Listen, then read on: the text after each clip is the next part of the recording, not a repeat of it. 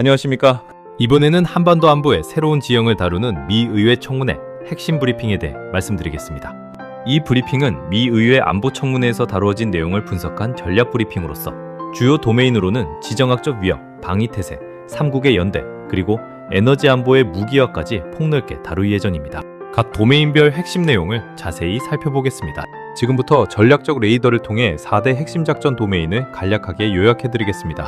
먼저 지정학적 위협은 침략자 추측의 부상이라는 주제 아래 북한, 중국, 러시아 연대 심화와 북한의 군사적 전술 변화가 핵심입니다. 다음으로 방위태세는 동맹의 새로운 철학을 제시하며 병력 규모보다는 정밀 타격 능력, 즉 역량 배치를 최우선으로 하고 있습니다.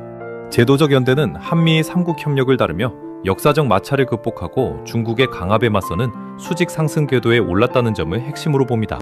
마지막으로 새로운 안보 자산은 가상의 파이프라인이라는 주제로 알래스카 LNG를 활용하여 중동 에너지 리스크를 무력화하려는 것이 핵심 내용입니다. 각 도메인별로 자세한 내용을 이어서 설명드리겠습니다. 먼저 현재 한반도 주변의 위협 지형도를 살펴보겠습니다.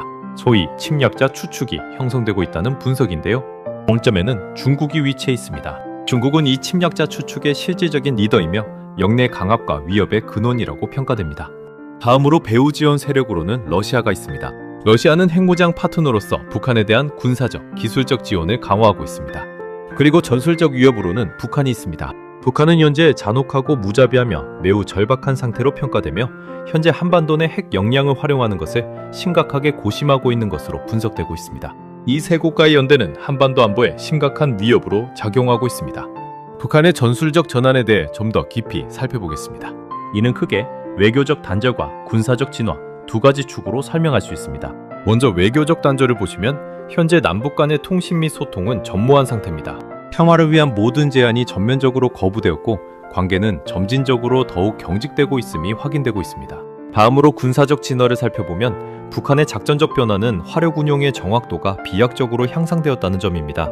여기에 지리적 현실을 고려해야 하는데 서울은 비무장지대, 즉 DMZ 남방 불과 60마일 거리에 위치해 있습니다. 미국 측은 이러한 북한의 변화에 대해 반드시 경각심을 갖고 주시해야 할 시점이라고 강력하게 경고하고 있습니다. 북한의 이러한 변화는 단순한 위협이 아니라 실제적인 군사적 도전에 직면했음을 의미합니다. 동맹을 바라보는 미국의 시각을 책임 전가와 책임 분담이라는 두 가지 개념으로 비교 설명해 드리겠습니다.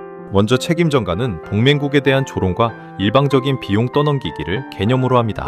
이러한 접근 방식은 미국의 리더십 포기이자 책임 방기이며 미국의 핵심 국익에 전혀 도움이 되지 않는다고 평가됩니다. 반면 책임 분담은 양방향 소통에 기반한 집단적 책임을 의미합니다. 이는 아시아 및 유럽에서 미국의 유리한 세력 균형을 유지하게 하며 나아가 미국의 절대적인 핵심 이익으로 간주됩니다. 다시 말해 미국은 동맹국과의 상호 협력을 통한 책임 분담을 강력하게 선호하며 이것이 자신들의 국익에 부합한다고 보고 있습니다.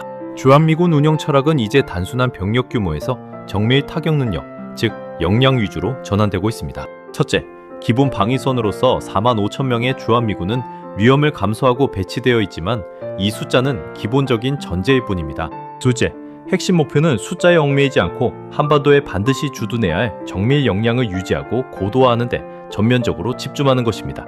마지막으로 전략적 가치는 한반도가 북한 견제용을 넘어 미국 본토 방어 및 지역이익 증진을 위한 핵심 전략 요충지로 인식되고 있다는 점입니다. 주한미군의 존재는 단순한 병력 규모를 넘어 첨단 역량을 통해 지역 안보와 미국의 전략적 이익을 수호하는 데 기여하고 있습니다. 최근 논란이 되고 있는 사드, 즉 탓 재배치에 대한 팩트 체크를 해드리겠습니다. 정보 공간에서는 중동 이란전 대비를 위해 한반도에서 사드가 완전 철수하고 이로 인해 대북 억지력 약화 우려가 있으며 중국이 극도로 반길 것이라는 루머가 있었습니다.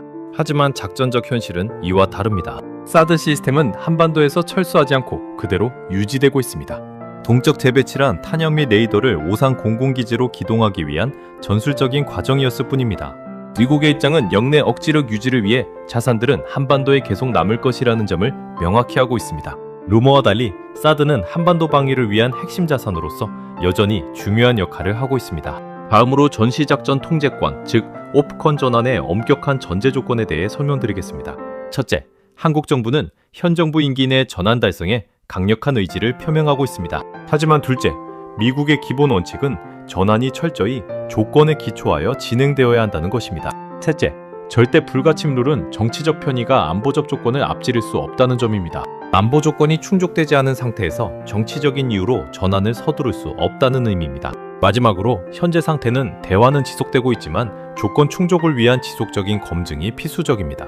전시작전 통제권 전환은 단순한 정치적 결정이 아니라 한반도의 안보를 담보하는 매우 엄격한 조건과 검증 과정을 거쳐야 함을 강조하고 있습니다.